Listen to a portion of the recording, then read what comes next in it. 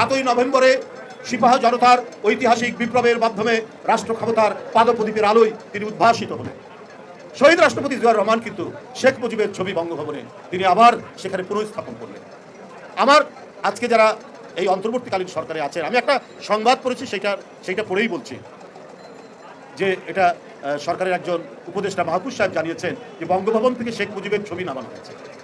দেখুন, এটা করেছেন ঠিক আছে, কিন্তু সময় তো সবসময় একরকম যায় না। যার যতটুকু ইতিহাসে অবস্থান আছে সেটা থাক। আপনারা স্বাধীনতার পরে শেখ মুজিবুর রহমানের অনেক অন্যায়, অনেক দুঃশাসন দেখেছি, তারপরে তো সে ছিল, তার ছবিটা ছিল। জিয়াউর রহমান কিন্তু তার ছবি পুনঃস্থাপন করেছিলেন। আমি মনে করি তার ছবিটা নামিয়ে ফেলাটা উচিত হয়নি। খন্দকার মোস্তাক নামিয়েছিলেন, জিয়াউর রহমান তুলেছিলেন।